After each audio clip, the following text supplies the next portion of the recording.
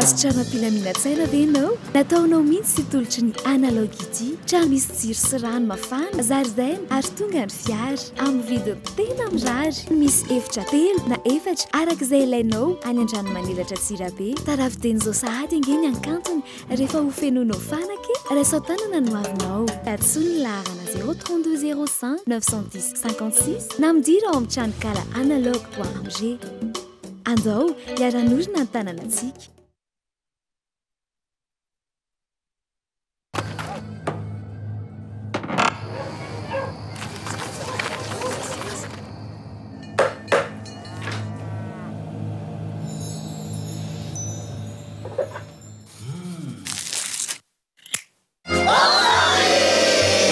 Le beurre Montfleury, le vrai plaisir de beurre.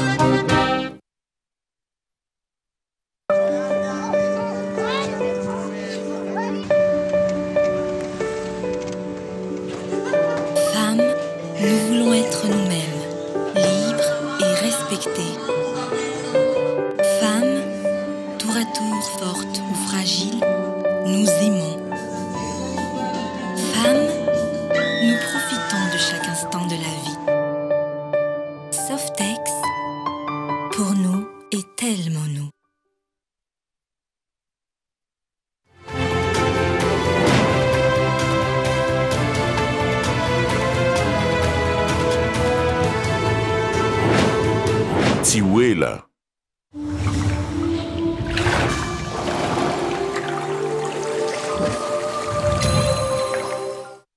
Ankafaliana indray tsy dia natokatranao amin'ny ity atoandro ity manasanao naraka ny vaovao hatramin'ny farany. Vaovao mahakasika ny voka-pifidianana avy hatrany, vokatra avy amin'ny birao fandatsaham-bato misy valo amby fitopolo sy valonjato sy 7,1 alina amin'izao fotoana izao nefa vao marina vao mera mahaleo-tena amin'ny sarina ny fifidianana. Hita tamin'izany tapa-havitriny izay mahatratra hatramin'ny 1,5 faingo fito amby fitopolo isanjato ka mitsinjara tahaka izao ny isambato. Mitarika hatrany aloha hatreto Jean-Louis Robinson amin'ny isambato 1,20 faingo 12 isanjato. E Rajonary Mampianina 6,10 faingo 1,10 isanjato. Eo amin'ny laharana fahatelo no ahitana ny kandida azo Narvelo, 10 faingo 1,50 isanjato, Roland Ratsiraka 9 isanjato, manaraka azy ny kandida Camille Vital 9 faingo 20 isanjato. Pejy hafa kosa indray, zandary efa misotro ronono iray no sarin'ny polisy misana ny Elokabevava naraka tamin'ny base pleta tetsy amin'ny 67 hectare ny talata 9 novambra teo tokony tamin'ny iray ora latsaka fahefany atoandro. Raha ny fantatra dia saika amidiny efatrety sy iray tapitrisa ariary ity basy ity. Raha nambaran'ny polisy tamin'ny famelona tanteraka no nisamborany ity lehilahy ity satria dia manana ny fahaiza-manao sy mafy tsara ilay fitaovam-piadiana izy amin'ny mampitandro filaminana efa misotro ronono azy. Rehefa nanao fanadadiana ny polisy dia fantatra fa basy vita teto atoerana ity basy ity saingy mitovy tanteraka amin'ny basy vita avy any ivelany kokoa. Fanampanazavana. Omaly indray dia nahazo vaovao indray ny polisy teto amin'ny brigade criminelle fa misy basy be reta amidy indray eny amin'ny 67 hectare. Rehefa natao ny fanadiadiana ny olona io dia fantatra fa mpitandro filaminana efa misotro ronono mitondra ny grady adjudant ilay olona. Enimpolo taona izy amin'izao. Ny tena zava-doza zany dia hoe basy be reta no namidin'ilay olona. Ary fantatsika fa zany basy be reta zany no anisan'ny pistolet automatika voasokajy anisan'ny tena mahery vaika. Ary anisan'ny tena mahery vaika Beretta 9 mm. Rehefa nanao fanadiadiana zay satria natao ny analizy ny arma sy ny analizy balistique dia hita fa ty basy voalaza Beretta ty hitatsika fa nany fonctionnement ny ara dia tena izay ny maha-arma automatique azy. Fonctionnement dia fonctionnement na arma automatique mihitsy fa saingy kosa ty basy ty dia basy vita teto atoerany. Basy vita teto atoerany ty. Mbola mitony fitsitsina ivangoko kosa ny vola hotatana ministera ny vola sy ny teti-bola nitomby ihany koa ny vola hotatana ny fiadidiana ny tetezamita saika ny fotra tamin'ny vola misy azo ampiasaina eo ampelantanana ny fanjakana ny volavolan-dalàna mahakasika ny teti-bola-panjakana amin'ny taona 2024 ny Andry Andrianarso. Ny vola tantanin'ny fiadidiana ny tetezamita ny ministeran'ny fanajariana ny tany ny indostria sy ny toe-karena ny fambolena ary ny fanabeazam-pirenena fa indrindra ny vola ho an'ny ministeran'ny vola sy ny teti-bola no tena niakatra raha ny voarakitra ao anatin'ny volavolan-dalàna mahakasika ny teti-bola-panjakana amin'ny taona 2024 ho an'ity farany niakatra ka mahatratra hatramin'ny 1,750 miliara ariary izany. Mitogagana raha mahita ny ao anatiny fa ambony dia ambony ny volan'ny ministera fitantanam-bola tsotra natonga an'izay satria ajanonao le vola ahafahan'ilay filoha vaovao sy ilay gouvernemanta vaovao voafidy ampiasa ny vola io amin'izay vision vaovao. Arak'izany mijanona amin'ny fampandehanan-draharaha amin'ny ankapobeny sy ny fikajiana ho maro toerana ny toe-karena ankehitriny ny fomba namaritana an'ity volavolan-dalàna ity. Tsy nietsika ny teti-bola natokana ho an'ny primatiora ny ministera ny filohalonda ary ny ministera ny tanora sy ny fialamboly. Raha tamin'ny taona 2013 zao dia ny déficit budgétaire dia moins 1,6. Amin'ny 2014 izy dia nieritreretina tsy hetsika amin'izay moins 1,6. Raha ny taux de croissance économique 2,8 tamin'ity taona ity dia eritreretina ho 3% kosa zany amin'ny taona manaraka. Zany hoe atao zany izay tsy hampihetsika ny lafiny ara-ekonomika eto Madagasikara mba ahafahana mampiainga indray ny ekonomia. Zany hoe tsy dia hidina loatra sandam-bola ny gasy. Dikan'izay zany dia tsara maritana azy farany dia hoe politika fanomezana ainga ny repoblika faefatra. Ho an'ireto ministera manaraka ireto kosa ny 90 ka hatramin'ny 9,900 ny teti-bola natokana ho azy ireo. Ohatra vitsy amin'izany ny primatiora lefitra misana ny fampandrosoana sy ny fanajariana ny tany izay 520 miliara ariary teo aloha ary tsy misy afa-tsy 900 tapitrisa ariary izany amin'ny taona ho avy io. Raha lany ity teti-bola-panjakana ity. Ny ena hatrany amin'ny atsasamanila ihany koa ny an'ny ministeran'ny ala sy ny tontolo iainana 13 miliara ariary ka lasa 30 miliara ariary. Ny an'ny ministeran'ny fahasalamam-bahoaka 50 miliara ariary izay lasa 13 miliara ariary. Ny ena any amin'ny atsasany ihany koa ny an'ny ministeran'ny arenan-kibon-tany izay lasa 2,450 miliara ariary. Ny fifidianana bentanàna no amin'ny fifidianana tokana voaresaka ao amin'ity teti-bola-panjakana amin'ny taona 2024 ity. Ny zoma ho avy izao no ampandaniana izany mandritra ny fivorim-be azon'ny be sy ny maro hatrehana ataon'ny kongresy ny tetezamita. Ny legioma sy voankazo tena be otrikaina mampantanjaka no tena atakin'ny mpanjifa amin'ny ranom-boankazo ankoatra ny hafanana izay manosika azy ireo isotro izany manomboka ny volana febroary ho an'ireo mpivarotra no mandeha hatrany ny tsenan'ny ranom-boankazo fanadajina.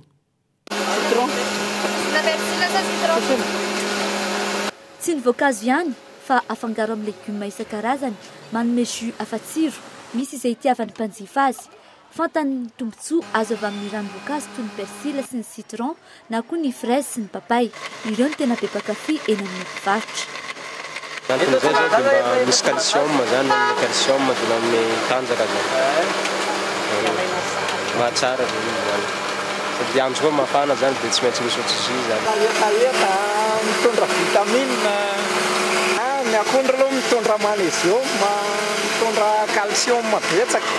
Amin'izany mikorana dia mila ilay atody sy citron zany mamery vitamine sy calcium zany le persila sy voasary mahery an'ity zany citron. Inona le tena tsara amin'ny persila sy voasary makirina citron? Tena hitako hoe mitondra hery amin'ny vatako izy zany amin'ilay zako tsy mibokalafa.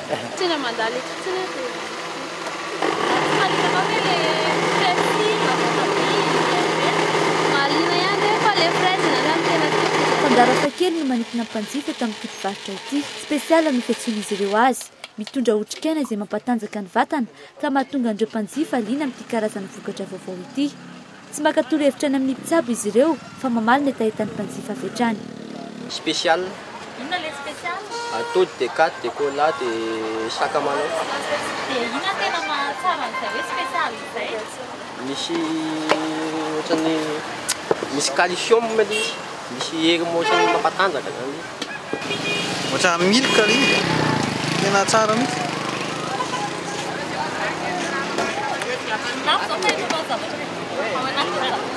Tseko ohatrany misy persila zany dia misy atody dia misy tseko koa zany.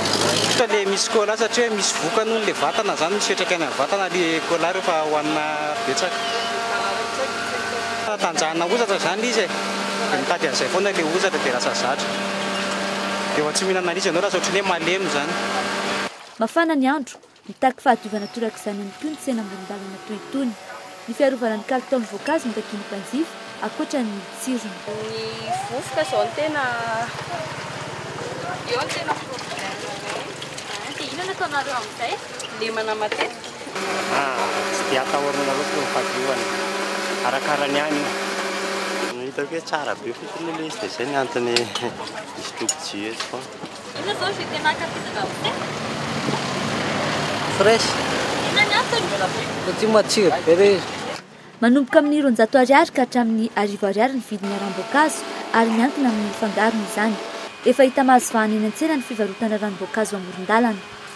Manakaiky ny mpandalo izay maika ka mila mailaka ny fandraisana mpanjifa analana ny etaetany. Eo amin'ny pejy ny kolontsaina kosa indray anandratra fitoriana ankira ara-pilazantsara eto Madagasikara i Magui Blanchard. Izara roa ny fampisehoana atao ny 12 novembre ao amin'ny Carlton Anosy ary ny 17 novembre ao amin'ny Palais des Sports Mahamasina. Isy ny fitsidiam-paritra sy ny fanaovana asa sorany malagasy. Fanampanazavana. Artista miavaka amin'ireo artista avy any ivelany tonga eto Madagasikara i Magui Blanchard. Akoatra ny hira vahiny angaliny, hiezaka hira amin'ny teny malagasy ihany koa ny mpanakanto. Samba no sady amono fanany tanora malagasy izy sy ifandray amin'izy ireo amin'ny alalan'ny hira malagasy. Efa mahazo lakito amintsika ny gadina gospel nentin-drazana ary ny tanora ny tena mankafy azy. Ce sont la jeunesse, c'est vraiment la jeunesse qui prendra la relève. Et je suis dans cette génération X où on loue Dieu, on cherche sa présence. Et je sais que la génération prochaine, c'est celle qui va nous donner le ton à la marche nuptiale. C'est-à-dire cette noce que Dieu a pour l'Église. Anome fanantenana, amono fanany malagasy izay reraky ny krizy izay miteraka fahasahiranana sy ny fanerahan-tsaina i Magui Blanchard amin'ny alalan'ny fitorinan-kira ara-pilazantsara. Tsy Antananarivo ihany anefa ny malagasy fa mbola mandinika ny fidinana any amin'ny faritra ireo mpikarakara. Nahazo hiraka zany dia hoe miverena eto Madagasikara mila miseho amin'ny vahoaka malagasy rehetra izy zany dia izay no natonga anazy hiverina amin'ity volana novembre 13 sy 2000 ity. Maro ny malagasy, misy ny karazana malagasy rehetrarehetra zany eto Antananarivo dia izay no nanomboana azy amin'ity Antananarivo ity. Mbola dinihana miaraka aminy moa zany ny fahafahana manao amin'ny faritra hafa dia mbola eo an-dalana fijerena azy tsy fantatra hoe amin'ity ihany ve sa tsy maintsy isy fotoana indray koa hiverenany anaovana an'izay any amin'ny faritra hafa izay. Tsy mionona amin'ny fifohazam-panahy Magui Blanchard fa tafiditra ao anatin'ny fitidiam-paritra ny fankaherezana ireo ankizy any amin'ny akano fitezana zaza sahirana sy ny famangina fiangonana. Eo amin'ny pejy ny fanatanjahantena kosa indray anisan'ny sangana eo amin'ny Ayad Karate Do Iady izay eo amin'ny anatin'ny club AK Avaradrandro izay nandrobaka ny amboary teo amin'ny 20 kilao ho an'ny fiadiana ny tompon-daka ny Analamanga. Ny tanjona dia hiditra eo amin'ny sehatra iraisam-pirenena ao aorian'ny fiadiana ny tompon-daka ny Madagasikara ny tapaky ny volana Desambra ho avy izao. Fanampanazavana. Anisan'ny hoavin'ny karate malagasy eto Madagasikara amin'izao fotoana izao Iady ao anatin'ny kluban'ny Aska avany Avaradrano. Anisan'ny nandrombaka ny amboara atao anatin'ny fiadiana ny tompon-daka Analamanga izy ny farany teo. Ary izao hiditra eo amin'ny fananana ho an'ny fiadiana ny tompon-daka ny Madagasikara izay atao tsy alapan'ny kolontsaina sy fanatanjahantena amin'ny tapaky ny volana Desambra ho avy izao. Tena falifaly tokoa nakinaka amin'ny entraînement sy napeny fananten'Andriamanitra zany dia tavoaka ihany fa le teo amin'ny tsiki ny adversaire aloha mafy fa eo amin'ny tena vitesse ny manatobo kokoa zany. Zava-dehibe eo amin'ny tontolon'ny karate tokoa ny fananatsika ny avy teknika iraisam-pirenena amin'izao fotoana izao ary tsy mena mitaha amin'izany ihany koa ny mpilalao malagasy. Fa tena misondratra tena avy dia avy tokoa fa efa miakatra ambony be ny voa teknikan'ny bandy rehetrarehetra amin'izao. Raha ny tanjon'ireo mpikatroka eto Madagasikara dia ny hiatrika ny sehatra iraisam-pirenena izay atao amin'ny taona ho avy io ary tsy mena mitaha amin'izay ihany koa isika eto Madagasikara amin'ny fandraisana izany amin'izay fananana iraisam-pirenena izay. Tapitra hatreto ny fotoana ny vaovao eto amin'ny Cool FM sy ny Cool TV mankasitraka anao nanaraka izany hatramin'ny farany veloma tompoko.